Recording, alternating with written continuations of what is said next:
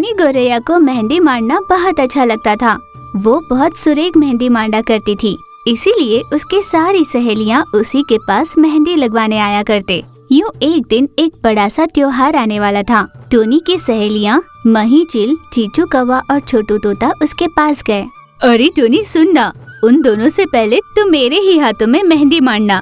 कहते हैं मेहंदी का रंग चढ़ा तो पति बहुत अच्छा मिलता है। नहीं टोनी सुनो, पहले मेरे हाथों पे मेहंदी मांडो, मुझे ही बहुत सुंदर पति मिलेगा। देखना टोनी, पहले उसे नहीं लगाना। वैसे ही मुझे शादी की जल्दी तो है नहीं, समय लगेगा तभी चलेगा, पर मेहंदी तो तुम्हें उन दोनों से पहले मेरे ही हाथ में मांडनी होगी। मुझे माफ कर दो दोस्तों, मेरी माँ की सेहत ठीक नहीं है, इसीलिए मेरी माँ को मैं अस्पताल ले गई हूँ। कुछ पैसों की जरूरत थी, इसलिए घर लौट कर आई हूँ। मैं अस्पताल के लिए निकल ही रही थी कि तुम तीनों यहाँ आए। टोनी की बात सुनकर वे तीनों दुखी हुए, उसे तुरंत वहाँ से जाने के लिए कहा। टोनी जैसे ही वहाँ से जाने के लिए निकली, कुछ पक्षियाँ उसकी मरी हुई माँ को वहाँ पर लेकर आते हैं। माँ, क्या हुआ माँ को? माँ उठो ना माँ, माँ तुम्हें क्या हुआ? यूँ फूट फूट कर टोनी रोने लगी। उसे रोता हुआ देखकर उसकी सहेलियाँ भी रो पड़ी। उन सभी ने मिलकर टोनी की माँ की अंतिम संस्कार की विधि पूरी की। टोनी अब अकेली हो गई थी। सभी ने उसे सांत्वना दी। टोनी वहीं पर रहते हुए छोटे मोटे काम किया करती और अपना गुजारा कर रही थी। यूँ कुछ दिनों के बाद पता चला कि मही की शादी तय हुई है। वो टोनी से मिलने आई। टोनी, मेरी शादी के लिए बहुत अच्छा रिश्ता आया है। लड़के वाले बहुत धनवान हैं। शादी यही मेरे घर पर होगी। शादी बहुत धूमधाम से करने वाले हैं। हमसे उन्होंने दहेज भी ज्यादा नहीं मांगा। कह रहे थे किसी को मेहंदी लगाने भेजेंगे, पर चाहे जो भी हो, मैं तो मेहंदी तुम्ही से लगवाऊंगी। हाँ जरूर, मैं ही तुम्हें मेहंदी लगाऊंगी। देखते देखते शादी के दिन पास आए।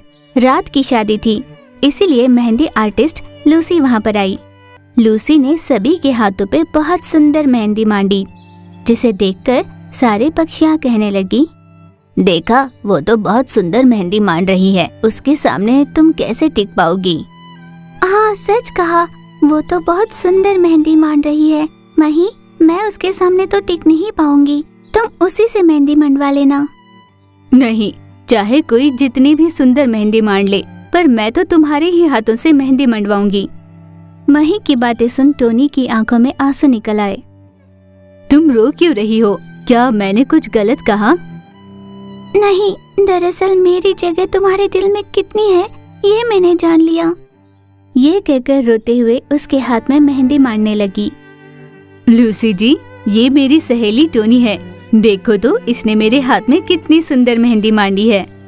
हाँ, ये तो बहुत सुंदर है। क्या आपने कहीं कोर्स किया है? नहीं, मैंने कोई कोर्स नहीं लिया। फिर भी ये बहुत सुंदर है। अगर आपने कोर्स किया होता तो बहुत पैसे कमाती। उसमें कितना खर्च होगा? अगर शहर में तुम ब्यूटी पार्लर का कोर्स लो तो बहुत महंगा पड़ेगा। उसी में तुम्हें मेहंदी भी सिखा देंगे। ऐसे लूसी के कहने पर टोनी ने उसकी बात मान ली। लूसी जी, मेरे सहेली के हाथ पर मेहंदी मांडिए ना। हाँ जरूर, कहकर लूसी ने टोनी के हाथ पर मेहंदी मांडनी शुरू की। आप यहाँ आने के हमसे कितने पैसे लेंगी? हर कोई अलग अलग दाम की बात करता है। वैसे किसी एक के 2 हाथों में लगाने पर 15 से 2000 लेती हूँ। इसके अलावा सभी के हाथों का मिलाकर भी एक साथ बात कर लेते हैं। वैसे बहुत पैसे कमा सकते हैं। क्यों न तुम भी ये काम कर लो, तुम भी पैसे कमा सकती हो। हाँ मही, पर उसके लिए बहुत पैसे लगेंगे। मेरे पास तो पैसे नहीं है ना। रहने देना दोस्त, मेरी जिंदगी इसी खेत के कामों और छोटे मोटे कामों तक ही सीमित है। ऐसे उदास होकर टोनी ने कहा। उसके बाद शादी धूमधाम से हो गई और टोनी वहाँ से वापस चली गई। कुछ ही दिनों बाद उसकी एक और सहेली चीचू की भी शादी तय हुई। इस तरह एक एक कर उसकी सभी सहेलियों की शादी हो गई, पर टोनी की शादी नहीं हो पा रही थी। वजह ये थी कि उसके पास कोई जमीन जायदाद नहीं था। मेरे माता पिता मेरे साथ नहीं, अभी मेरी सहेलियां भी मुझे छोड़कर चली गई। कुछ काम कर आगे बढ़ने की सोचो तो मेरे पास पैसे नहीं। मेरे पास जायदाद नहीं, इसलिए अब मेरी शादी भी नहीं होगी। मैं अकेली ही रह जाऊंगी। यूं रोते हुए भगवान से वो प्रार्थना करने लगी। इतने में वहाँ पर रोशनी हुई। वो और कोई नहीं, टोनी की माँ की आत्मा थी। बेटा टोनी, तुम घबराओ मत, मैं तुम्हारी माँ हूँ, तुम्हारी मदद करने आई हूँ। मैं तुम्हें एक चमत्कारी तोहफा दूंगी। माँ की आत्मा ने उसे कहा कि ब्यूटी पार्लर के कोर्स के बिना ही उसे वो कुछ ऐसी शक्तियाँ देगी जिससे वो बहुत सुरेख मेहंदी मारने लगेगी। ये कहते ही टोनी तुरंत शहर के लिए निकल पड़ी। वहाँ पर उसने अद्भुत मेहंदी के डिजाइन लगाकर खूब पैसे कमाए। शहर में टोनी ने अपना खुद का ब्यूटी सैलून खोल लिया। अच्छे नाम के साथ साथ उसने बहुत सारे पैसे भी कमाए। उसके पैसों को देखकर कई पक्षियां उससे शादी करने के लिए आगे बढ़ने लगे, पर टोनी ने उसके पैसों की आस से उससे शादी करने वाले पक्षियों को ठुकराकर खेती करने वाले एक साधारण पक्षी से शादी कर ली। वे दोनों साथ में खुशहाल जीवन बिताने लगे। एक दिन बहुत ऊब चुकी चीचू ने कहा, हाय रे फूटी किस्मत, कहीं भी रिश्ता तय नहीं हो रहा। हे भगवान, इसकी शादी कब होगी? यूं अपने नसीब को कोसते हुए चीचू ने कहा। उनके घर काम करने वाली टोनी बोली, मालकिन, घर के सारे काम हो गए, अब मैं घर चलती हूँ। जरा आज महीने की तनख्वाह दे दीजिए। पैसे चाहिए ना तुझे?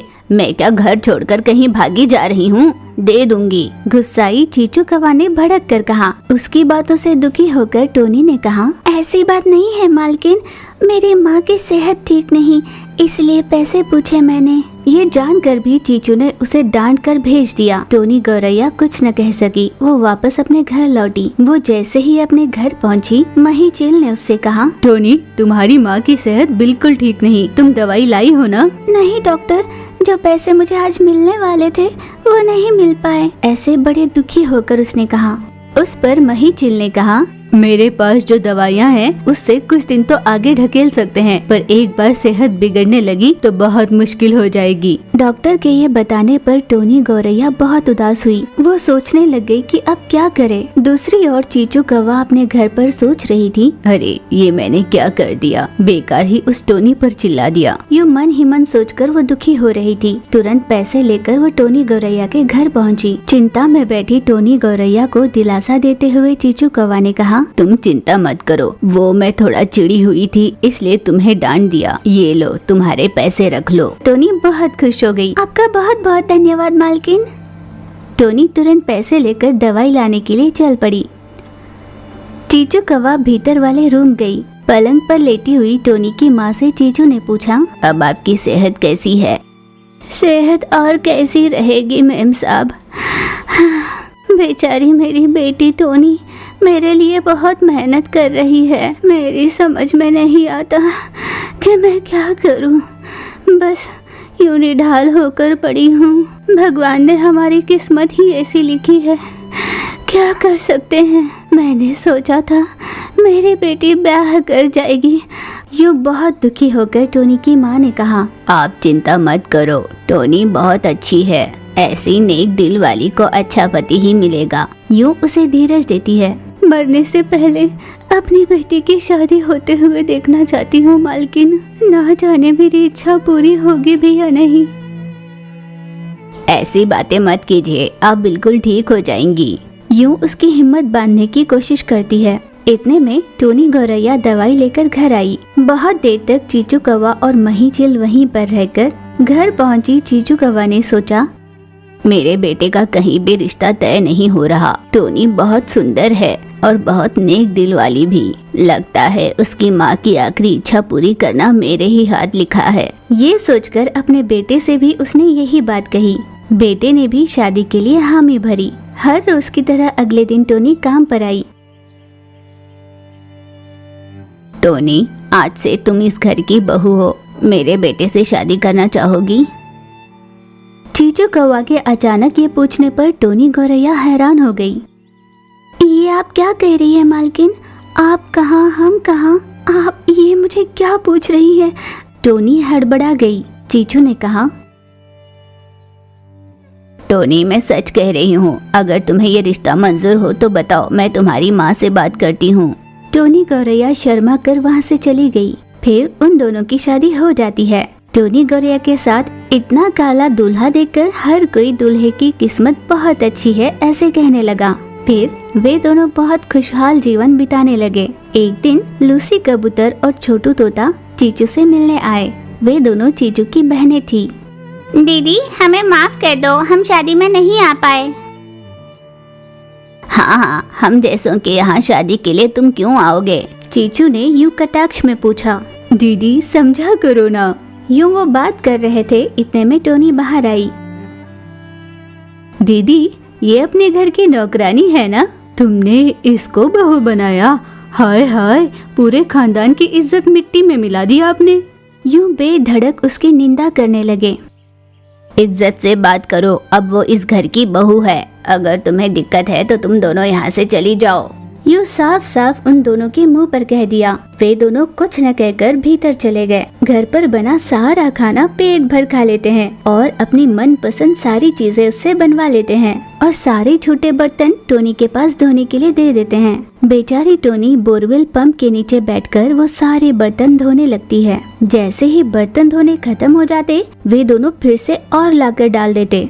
ये देखकर टोनी के पति ने उन दोनों से कहा, क्या मेरी पत्नी तुम दोनों को काम वाली नजर आती है? आप दोनों में थोड़ी भी अकल है या नहीं? कितना सारा काम करवाते हो उससे। यूं भड़के हुए पति ने उन दोनों से कहा, ये अपनी पत्नी के प्यार में इतना पागल हो गया है, मासियों से कैसे बात करना ये भी भूल गया। नाराज होकर मासियों ने उससे कहा, सुनिए जी, आप चुप रहिए ना, आप कुछ नहीं जानते। टोनी अपने पति को रोकने की कोशिश करने लगी। झगड़ा इतना बढ़ गया था कि चीचू कौवा भी वहाँ पर आई। उसने झगड़े की वजह पूछी तो बेटे ने सारी बात बताई।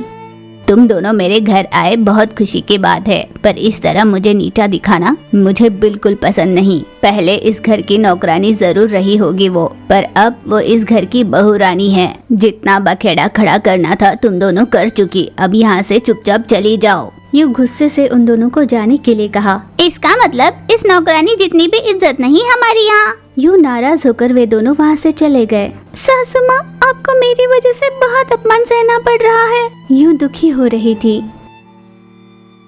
तुम चिंता मत करो, तुम इस घर की बहू हो, मुझे उनसे कोई लेना देना नहीं और तुम्हें इस घर के सारे काम करने की भी जरूरत नहीं। मैं दूसरी नौकरानी को रखूंगी। अपने ही घर का काम करने में कैसे शर्म माँ जी? हम सब मिलकर काम कर लेंगे। जब हम कर ना पाए तब काम वाली को रख लेंगे। टोनी के ये कहने पर चीचू कौवा ने कहा, मैं जानती थी तुम कितने नेक स्वभाव की हो, इसीलिए तो मैंने तुम्हें इस घर की बहू बनाया। टोनी अपने माँ को भी अपने घर ले आई। माँ की देखभाल करते हुए अपने पति और सास का भी खूब ख्याल रखने लगी। इस तरह वे सभी साथ में बहुत खुशहाल जीवन जीने लगे।